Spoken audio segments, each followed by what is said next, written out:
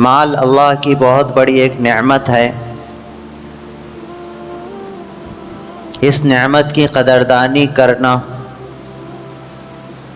ہر مسلمان کے لیے بے حد ضروری ہے، تاکہ اس کے ذریعے سے ہم دنیاوی اور اخروی سفر کو بآسانی گزار سکیں۔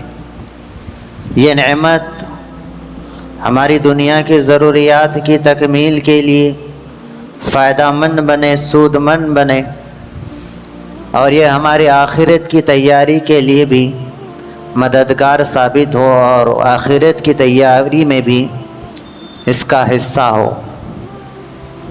چنانچہ آئیے ہم دیکھتے ہیں کہ اسلام کی تعلیمات کے مطابق، شرعی قوانین کے مطابق ایک مسلمان کو مال کس طرح کمانا چاہیے اور کمانے کو ضروری سمجھنا چاہیے۔ اسلام میں مال کمانے کو، روٹی روزی کمانے کو، اپنی ضروریات کی تکمیل ہو جائے، اس کے لیے کسب معاش کو اور مال کمانے کے ذریعے کو اختیار کرنے کو اسلام نے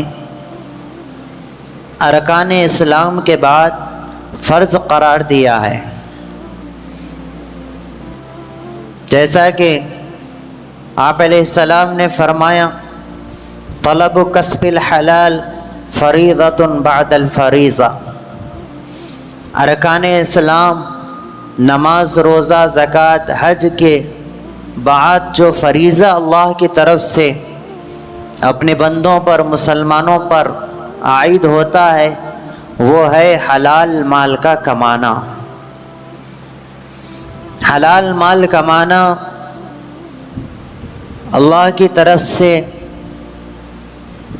ہمیں حکم ہے۔ کیوں؟ اس لیے کہ اس کے ساتھ انسان کی ضرورتیں وابستہ ہے۔ اگر وہ حلال مال نہیں کمائے گا تو پھر تنگ دستی میں مبتلا ہوگا، اپنی جان کا نقصان ہوگا، اور انسان کے دوسرے انسانوں پر مال کے اعتبار سے جو حقوق ہیں وہ حقوق ادا نہیں کر پائے گا، اور اس کی روٹی روزے کا انتظام نہیں ہوگا، تو پھر وہ دوسرے کے سامنے ہاتھ پھیلانے پر مجبور ہوگا، جو کہ اسلام اس بات کو پسند نہیں کرتا ہے۔ اسلام اس بات کو پسند کرتا ہے کہ حلال مال کمایا جائے اور اس کے ذریعے سے خود کی ضرورتیں پوری کی جائے، اور دوسری مخلوقات، دوسرے انسانوں کی ضرورتیں بھی اس مال کے ذریعے سے پوری ہوں، بندوں کا بھی حق اس مال کے ذریعے سے ادا ہو، اللہ کا بھی حق ادا ہو۔ یہ اسلام چاہتا ہے۔ مسلمان کسی چیز میں آزاد نہیں ہے، چاہے وہ دنیاوی کام کر رہا ہو یا عبادت بجا لا رہا ہو، ہر چیز میں مسلمان پابند ہے۔ یعنی ہم اپنی مرضی سے جس طریقے کو چاہے اختیار کر کے کسب معاش نہیں کر سکتے، مال نہیں کما سکتے۔ لہذا مال کمانے سے پہلے مال کمانے کے طریقوں کو سیکھنا ہوگا اور جاننا ہوگا کہ کون سی تجارت، کون سی نوکری، کون سی ملازمت میرے لیے درست ہے اور کون سی درست نہیں ہے۔ اسلام کی نگاہ میں کس ذریعے کو پسند کیا گیا اور کون سا ذریعہ مال کمانے کا جائز ہے اور کون سا ناجائز ہے، اس بات کا جاننا ہر مسلمان کے لیے ضروری ہے۔ جہاں پر بھی احادیث میں آپ علیہ السلام کے فرامین میں مال کمانے کی بات آتی ہے تو وہاں پر حلال کا لفظ ضرور ہوتا ہے کہ مال حلال کمایا جائے، کیونکہ جو آدمی حرام کماتا ہے، حرام کھاتا ہے، اس کے بدن کا حصہ حرام چیزوں سے بنتا ہے، تو پھر وہ بدن دوزخ کا مستحق ہوتا ہے، اس کی دعا قبول نہیں ہوتی، وہ اللہ کی نگاہ میں مبغوض ہوتا ہے، اللہ اس سے راضی نہیں ہوتے۔ لہٰذا ہم مال کمانے میں آزاد نہیں ہیں، ہمیں سیکھنا ہوگا، مال کمانے میں حرام سے بچنا ہوگا، سود سے بچنا ہوگا، جھوٹ سے بچنا ہوگا، رشوت سے بچنا ہوگا، دھوکہ دہی سے بچنا ہوگا۔ کوئی دکاندار عیب کو چھپا کر مال فروخت نہیں کر سکتا۔ آپ علیہ السلام ایک بازار میں تشریف لے گئے تو آپ نے دیکھا کہ ایک اناج کا ڈھیر لگا ہوا ہے۔ آپ نے اپنا ہاتھ مبارک اس ڈھیر میں داخل کیا اور غلے کو نکالا تو کیا دیکھا آپ نے کہ اندر کا غلہ کچا ہے اور اوپر کا غلہ سوکھا ہے۔ کچا غلہ وزن تلتا ہے، تو آپ علیہ السلام نے فرمایا کہ یہ کچے غلے کو آپ نے اوپر کیوں نہیں ڈالا؟ پھر فرمایا من غش فلیس منا، جو دھوکہ دے وہ ہم میں سے نہیں ہے۔ پھل فروٹ بیچنے والے اوپر جو وہ کاٹن اور صندوق جو بھی اس رکھنے کی چیز ہوتی ہے، اوپر اچھے فروٹ رکھتے ہیں اور نیچے خراب اور سڑکے اور چھوٹے سائز کے رکھتے ہیں۔ یہ دھوکہ ہے۔ جب آپ کے پاس جیسا مال ہے ویسا ہی ظاہر کرنا، بھلے اس ظاہر کرنے کی وجہ سے اس کے ریٹ میں اور قیمت میں کمی کیوں نہ آ جائے، یہ اسلام کی تعلیم ہے، کیونکہ اسلام سچا ہے، اسلام دھوکہ دہی سے پاک ہے، کوئی اس میں دھوکہ نہیں ہے۔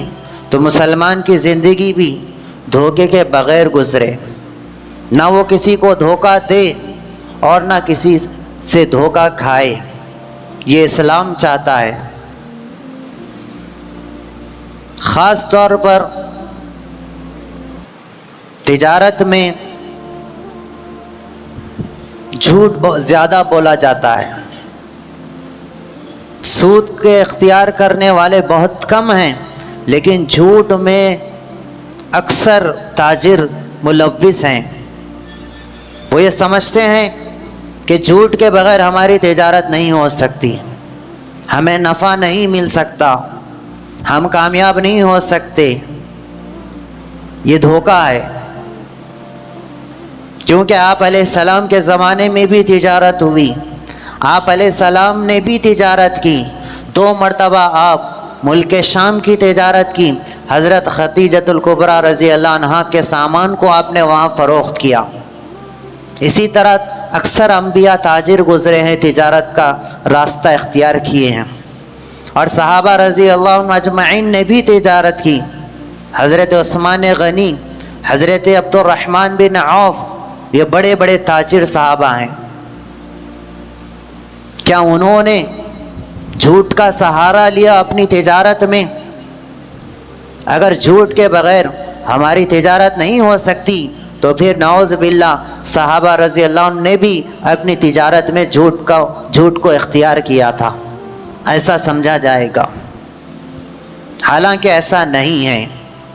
صحابہ رضی اللہ عنہ مجمعین جھوٹ سے پاک، سود سے پاک ان کی تجارت، رشوت سے ان کی تجارت پاک ہوتی تھی۔ تو ضرورت اس بات کی ہے کہ جھوٹ سے بچا جائے، تجارت میں جھوٹ کا راستہ اختیار کرنا اور اس کے ذریعے سے کمائی کا حاصل کرنا، یہ مشکوک مال ہو جاتا ہے، اس کے حرام اور حلال ہونے میں شک پیدا کر دیتا ہے۔ تو جس طرح حرام سے بچنا ہے، شک والے مال سے، شک والی غذا سے، شک والے چیزوں سے بھی بچنا ہے۔ کیونکہ اللہ تعالیٰ کی طرف سے ہمیں یہ حکم ہے حرام کے قریب مت جاؤ۔ اللہ تعالیٰ یہ بھی فرما سکتے تھے کہ حرام اختیار مت کرو، لیکن اللہ تعالیٰ کے نزدیک حرام اتنا مبغوض ہے، اتنا خراب ہے کہ اس کے قریب جانے سے بھی اللہ منع کرتے ہیں۔ تو جھوٹ حرام ہے، تو اس کو اختیار کر کے تجارت کرنا اپنے آپ کو ہلاکت میں ڈالنا ہے۔ اللہ اس سے ناراض ہوتے ہیں۔ اسی طرح سود کا راستہ اختیار کیا جاتا ہے، تو ایسے تاجروں کے بارے میں اسلام میں وعیدیں آئی ہیں، اللہ کی یہ ناراضگی کا سبب ہے۔ اس کے بالمقابل جو سچائی کو اختیار کرتا ہے، دھوکہ دہی سے اپنی تجارت کو پاک کرتا ہے، جھوٹ کا راستہ اختیار نہیں کرتا، سود کا راستہ اختیار نہیں کرتا، ایسے لوگوں، ایسے تاجروں کی اللہ کے نبی صلی اللہ علیہ وسلم نے فضیلت بیان کی ہے۔ چنانچہ آپ نے فرمایا التاجر الصدوق الامین مع النبیین والصدیقین والشہداء والصالحین، جو سچا تاجر ہوتا ہے، امانت دار تاجر ہوتا ہے، اس کا حشر قیامت کے دن انبیاء کے ساتھ، شہداء کے ساتھ، صلحاء کے ساتھ اور صدیقین کے ساتھ ہوگا۔ تو مال کمانے کا ایک تو ذریعہ صحیح ہو، طریقہ صحیح ہو، اسلامی تعلیمات کے مطابق ہو، اس کو جانا جائے، پوچھا جائے، معلوم کریں۔ ہمارے مسجد کے امام صرف نماز کے امام نہیں ہیں، بلکہ ہمارے ہر کام کے امام ہیں۔ ہر کام کے بارے میں ہمیں امام صاحب سے پوچھنا ہے، عالم دین سے پوچھنا ہے کہ یہ کام میرے لیے درست ہے یا نہیں ہے۔ یہ تھا اسلامی نقطہ نظر سے مال کمانے کا جائز اور ناجائز طریقہ۔ اب بات آتی ہے مال کی حفاظت کی اور مال میں ترقی کی اور مال کو جائز طریقے پر خرچ کرنے کی۔ اس سلسلے میں بھی اسلامی تعلیمات خاموش نہیں ہیں۔ آپ علیہ السلام مال کے سلسلے میں آپ سے دعائیں ثابت ہیں۔ آپ اپنے مال میں، اہل ایمان کے مالوں میں برکت کی آپ دعا فرماتے تھے۔ اللہم بارک لنا فی مدینتنا وبارک لنا فی صاعنا ومدنا۔ اس زمانے کے وہ اناج ناپنے کے جو آلات تھے، جو اوزار تھے، ان میں برکت کی آپ نے دعا دی۔ آپ دعا کرتے تھے کہ اللہ ہمارے شہر میں برکت دے، ہمارے مالوں میں برکت دے، ہمارے اناج میں برکت دے۔ اس کی اللہ کے نبی صلی اللہ علیہ وسلم دعا فرمایا کرتے تھے۔ اور جو بھی نعمت ہوتی ہے، جو بھی چیز انسان کو حاصل ہوتی ہے، اس کے خیر کو مانگنا، اس کے شر سے پناہ مانگنا، یہ ہمیں سکھایا گیا۔ کسی کی شادی ہو گئی تو شوہر بیوی کے شر سے پناہ مانگے اللہ سے اور خیر کو طلب کرے۔ اسی طرح بیوی شوہر کے خیر کو اللہ سے طلب کرے اور اس کے شر سے پناہ مانگے۔ تو ایسے ہی مال ایک نعمت ہے، تو مال کے خیر کو طلب کرنا اور اس کے شر سے پناہ مانگنا ہے۔ مال کا خیر یہ ہے کہ وہ جائز کاموں میں لگے، اس کا شر یہ ہے کہ وہ غلط کاموں میں لگے۔ جب ہم اپنے مال کو جائز طریقوں میں خرچ کرتے ہیں، جائز طریقے کے مطابق خرچ کرتے ہیں، تو پھر ہم دنیاوی اعتبار سے بھی تنگ دست نہیں ہوں گے، غریب نہیں ہوں گے، پریشان نہیں ہوں گے، مقروض نہیں ہوں گے، ہمیں کسی کے سامنے ہاتھ پھیلانے کی نوبت نہیں آئے گی۔ اگر اس میں ہم آزادانہ طور پر ہم مال کو خرچ کریں گے، جو چاہے دعوتیں اپنی طرف سے کریں گے، تو پھر ہم دوسروں کے سامنے ہاتھ پھیلائیں گے، ہم مقروض ہو جائیں گے، سود کا دروازہ کھٹکھٹائیں گے۔ جائز اور ناجائز میں فرق آدمی بھول جاتا ہے جب پریشان ہو جاتا ہے۔ لہٰذا کون سی دعوت کرنا ہے، کون سی دعوت کرنا نہیں ہے، یہ امام صاحب سے پوچھنا ہے۔ ہمارے گھر میں خوشی کا موقع ہے تو اس خوشی کے موقع پر میں کیا کرنا چاہیے، میرا مال میں اس میں لگا سکتا ہوں یا نہیں لگا سکتا ہوں۔ غم کا موقع ہے، غم کے موقع میں مال کیسا خرچ کر سکتا ہوں، کتنا خرچ کر سکتا ہوں، یہ ساری چیزیں پوچھنے کی ہے، جاننے کی ہے، عمل کرنے کی ہے۔ ہم اپنی طرف سے اپنے مال کی بنیاد پر جیسا چاہے اگر ہم خرچ کریں گے، ایک تو خود پریشان ہوں گے، دوسرے حرام اور گناہ میں مبتلا ہوں گے، اور اس کے ذریعے سے ہماری دنیا بھی بگڑے گی اور آخرت بھی بگڑے گی۔ دنیا میں جتنی چیزیں ہیں، جتنے تعلقات ہیں، جتنی نعمتیں ہیں، یہ ساری چیزوں کو اختیار کرنا، سارے تعلقات کو برقرار رکھنا، ایسا برقرار رکھنا، ایسا اختیار کرنا، ان چیزوں سے ایسا فائدہ اٹھانا ہے ہمیں کہ اس فائدے کے ساتھ ساتھ، سارے تعلقات کے ساتھ ساتھ ہماری آخرت خراب نہ ہو رہی ہو۔ ہم دنیا والوں کو تو خوش کر رہے ہیں اپنے جان اور مال سے اور اپنی محنتوں سے، اپنے کاموں سے، اپنی خدمتوں سے، لیکن اس کے ذریعے سے اگر ہماری آخرت خراب ہو رہی ہے تو پھر ہم نقصان میں ہیں۔ ہم دنیاوی مال اور دنیاوی نعمتوں کو استعمال کر رہے ہیں، ایک دوسرے کے کام آ رہے ہیں، خدمت کر رہے ہیں، سب ہو رہا ہے، لیکن اس کے ذریعے سے آخرت بن رہی ہے، اللہ ناراض نہیں ہو رہے ہیں، تو پھر یہ ہمارے لیے فائدے کی چیز ہے۔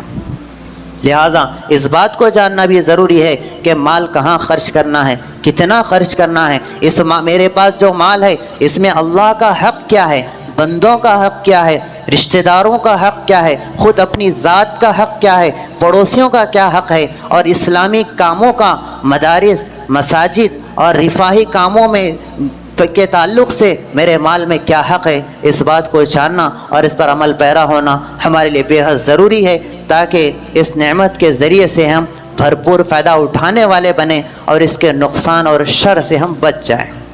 اللہ رب العزت سے دعا ہے کہ اللہ تعالی ہم سب کو